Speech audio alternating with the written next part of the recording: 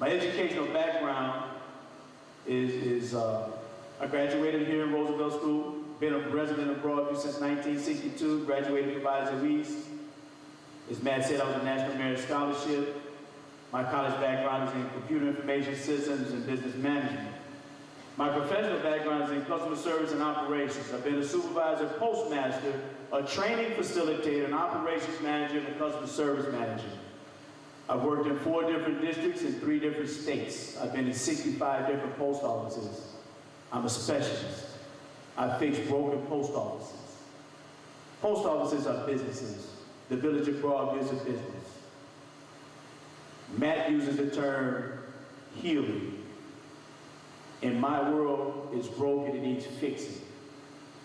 That's what I do. I'm cross-trained and certified in finance, facilities, labor relations, process management, customer service, retail marketing, and transportation networks.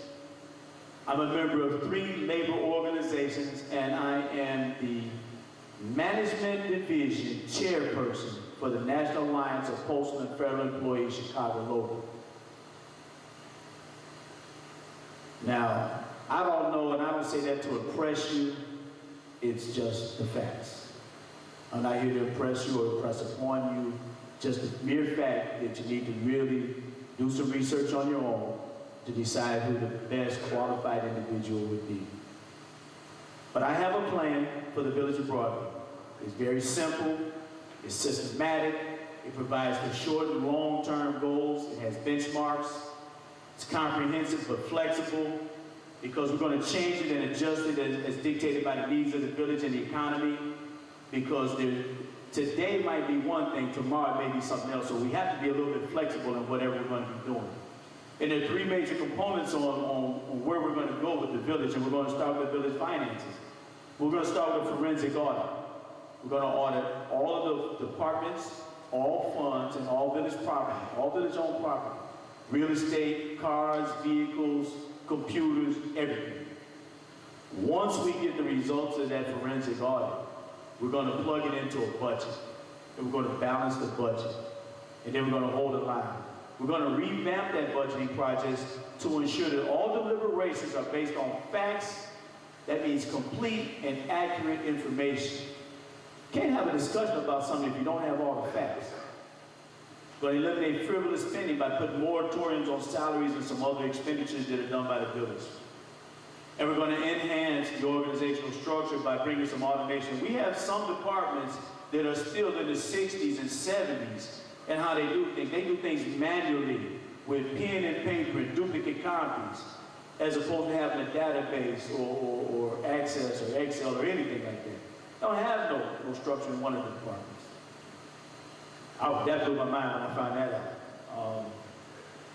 We're going to pursue some alternative revenue streams, and it's going to be inclusive of grants and some other things. One of the things with the Village of Broadview is we have access to money, but we don't have access. The money's there, but they're not just going to come and shower it on you. You got to go find it. You got to go get it.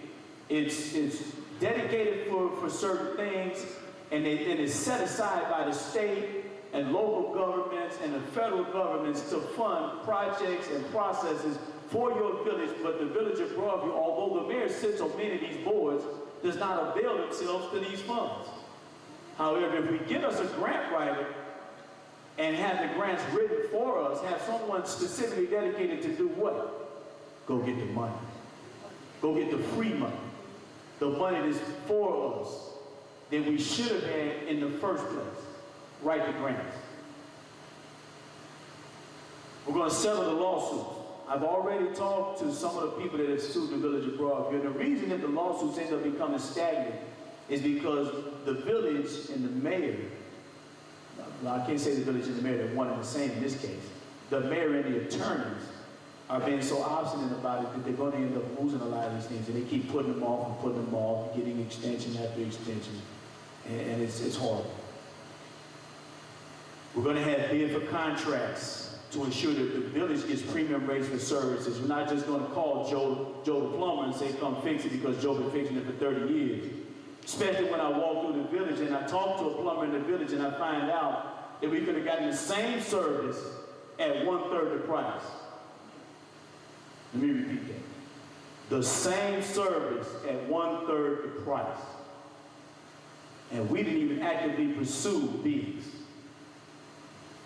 And we're going to eliminate the contract labor issue. I don't believe in contract laborers to be public works people. I just don't think that they have any stake in the village. They're just here to get a check. Need somebody that's got a stake in what they're doing. Then you've got village development and restoration. That's part 2. So we need to re-village the village comprehensive plan, enhance the plan development guidelines that require a broad-based community input. In other words, you guys need to have some input in what you want in your village. The mayor shouldn't be dictating to you or anybody that's paying his salary what you want in your town. And I don't think that you want a 68-foot-high building sitting across from a liquor store with 80 units on it. Or do you want a 67-foot-high senior citizen home on 17 when you could be getting multiple revenue streams from both of these projects and properties by way of property tax and also sales tax if you put something more commercial in there. So you got to think about it. Why settle for property tax if you get property and sales tax? Why go for one when you get 2? Makes no sense to me. Now the mayor actually invited these individuals here and they gave a blueprint for a footprint that doesn't even fall within the village guidelines. It falls outside of our ordinances. They knew what the ordinances were when they purchased the property. They knew what the requirements were and what they could do with the property, but they went and designed something outside the requirements anyway. They spent the money and almost want to force the village to meet, and then they want to ask us for some, matter of fact, they even asked us to give them the property. They asked for the property to be given to them. And the mayor actually entertained this conversation. And the village board, just recently as Monday, voted to approve this project. There were 2 objections, myself and Mr. Mullins. Mr. Edie wasn't present. And the mayor voted for it. After an attorney stood in front of us and gave him a 15-minute talk and identified all the things that were wrong with it and all the code violations and ordinances that were violated, they still pushed it forward. Unbelievable. The village is trying to put square pegs in round holes. We need to have development that fits the needs of the village, that fits our footprint and our design and our goal for our own village. And I beg you all, I implore upon you all to get involved with your village. Come down to the village hall and let your voices be heard. If I'm your mayor, I'd be more than happy to talk to you and see you. The current mayor doesn't even want to talk to anybody. He doesn't even want to entertain conversations. When people try to talk in the village board meeting, he's always cutting them off. He don't want you to finish your thought because if it's something you don't like, you don't want to hear. Well, you know what? I'm a different kind of animal. If I don't like it, and I may not agree with you, but I'm not going to stop you from your right to put it out there and say it. You need to say what's on your mind. You need to be heard. And sometimes you may have a better idea than I do. Sometimes I may be able to persuade you to my way of thinking. But we'll never find that out if we don't have that dialogue. And the mayor's reluctant to have dialogue. And that's why we're in the predicament that we're in today.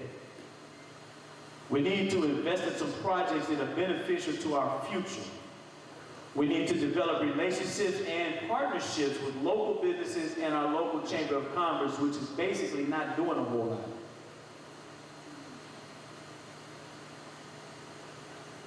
It's disgusting. And it makes you weary when you think about it. You had village services. And village services, I could have had a whole night's talk about our village services. We've got to find a way to restore our police department and our fire departments. Some of our contracts that bring revenue into the village are in jeopardy because of the reduced firemen.